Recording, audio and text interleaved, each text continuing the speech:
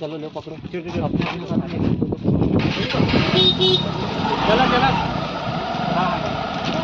यहाँ तक अभी तस्वीरें आ रही है और यहाँ तक बता कि गोंदिया में चीता दिखा, जो कि महाराष्ट्र में चीता ही नहीं है, जो इंडिया में चीता नहीं था।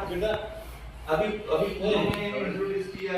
जंगलाला लागून असलेला परिसर आहे गोंदिया वन परिक्षेत्राचा, त्याच्यामुळे बिबट किंवा वाघ किंवा इतर प्राणी राहण्याची शक्यता निश्चितच आहे. परंतु ज्या पद्धतीने फोटो येत आहेत त्या बरेच फोटो AI जनरेट करून तयार केलेले फोटो आहेत. त्याच ठिकाणी बिबट्याचा फोटो एक ठिकाणी असतो, त्याच ठिकाणी त्याला AI जनरेट करून वाघाचा फोटो तयार करून पण टाकण्यात येत आहे. काही ठिकाणात अक्षरशः चित्याचा फोटो, जो की चिता इकडे नाहीच आहे, तर अशा पद्धतीचे फोटो अनेक गावामध्ये टाकले जात आहेत.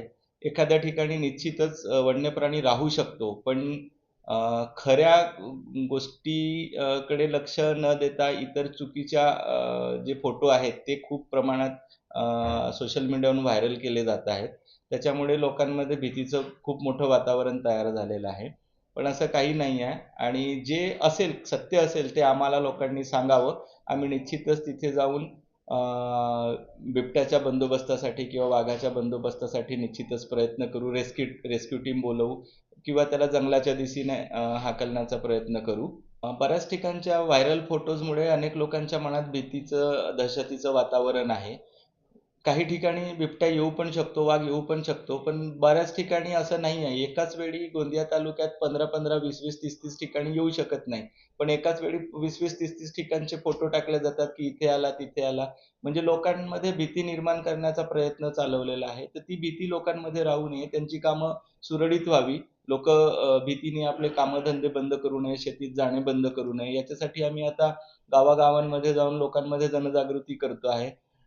3 दिवसापासून जंगलाला लागून असलेला खर्रा असेल, चुटिया असेल, लोधीटोला असेल, गंगाझरी असेल, किडंगीपार असेल, डोंगरगाव असेल किंवा तिकडलं भानपूर वगैरे अशी जी गावं आहेत, अशा गावांमध्ये जाऊन आम्ही लोकांमध्ये जनजागृती करतो आहे की बिबट जर आला, खरंच जर बिबट आला तर त्याच्यापासून आपण कशी आपली सुरक्षा करावी व लोकांची पण किंवा आपल्या सहकाऱ्यांची पण कशी सुरक्षा करावी याबद्दल पण सांगतो आहे. ते प्रिकॉशन कसे घ्यावे ते पण सांगतो आहे.